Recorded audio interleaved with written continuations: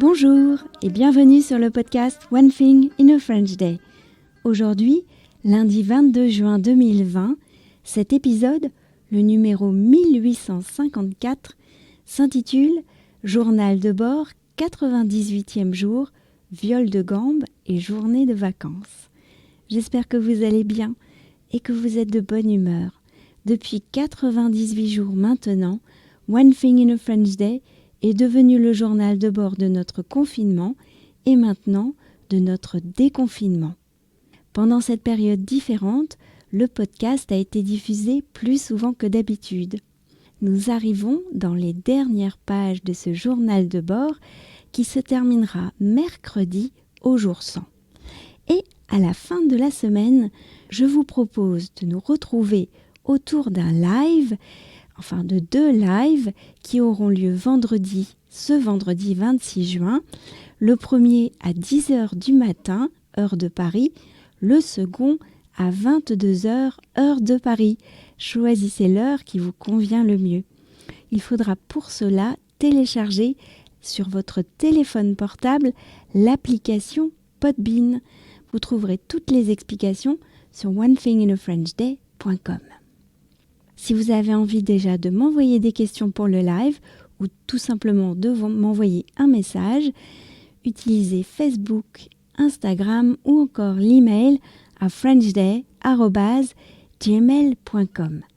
Pour soutenir le podcast, abonnez-vous pour recevoir le texte du podcast sur onethinginafrenchday.com. Je m'appelle Laetitia, je suis française, j'habite près de Paris et je vous raconte au travers de ce podcast un petit bout de ma journée. Journal de bord, 98e jour, viol de gambe et journée de vacances. Aujourd'hui, je vous écris du café de Bois-Colombes, celui que je vous ai montré dans la vidéo de l'épisode 1819, début mai, en plein confinement. C'est la première fois que je retourne travailler au café. Ça m'a manqué de ne pas venir, ai-je dit tout à l'heure au patron qui apportait mon thé. On va reprendre les bonnes habitudes, m'a-t-il répondu. Je suis d'accord avec ce programme. D'ailleurs, Michaela et Félicia sont retournées au collège ce matin.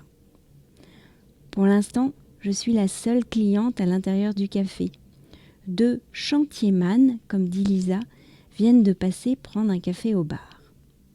Je peux penser tranquillement à notre week-end. Quel tourbillon! Vendredi soir, nous avons pu aller au concert rue des Martyrs, dans un atelier d'arrière-cour, un endroit inattendu. Claire, la professeure de viol de gambe, a joué avec son ami claveciniste Pascal Dubreuil des suites de Bach. Il y avait un peu de monde, l'ambiance était doucement joyeuse, les morceaux m'ont fait rêver. Les filles étaient complètement sous le charme. Le lendemain après-midi, nous sommes allés chez Caroline à Viroflay. Après un bon goûter, nous sommes tous allés à pied jusqu'au haras de Jardy. C'était très dépaysant de passer près des écuries, de voir des chevaux dans les prés. Lisa a parlé d'un tour en quad qu'elle aurait fait dans un endroit comme ça pendant le confinement, mais ses propos sont passés inaperçus.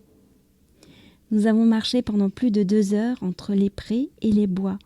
Au retour de la promenade, nous avons improvisé un dîner. Cela ressemblait à une journée de vacances. Le lendemain, jour de la fête de la musique, nous avons assisté à un autre concert en petit comité chez Claire. Elle avait invité sa collègue violiste Clémence Schiltz et son ami claveciniste Marouane Mankar-Bénis. Grâce à eux 3 et à la musique du compositeur baroque Marin Marais, nous avons quitté le XXIe siècle pour la cour du roi Louis XIV pendant une bonne heure.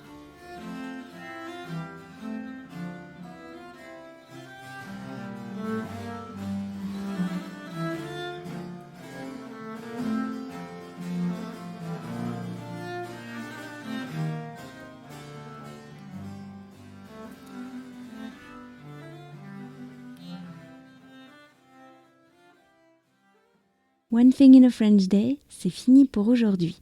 Je vous retrouve demain pour un nouvel épisode du podcast. À demain, au revoir.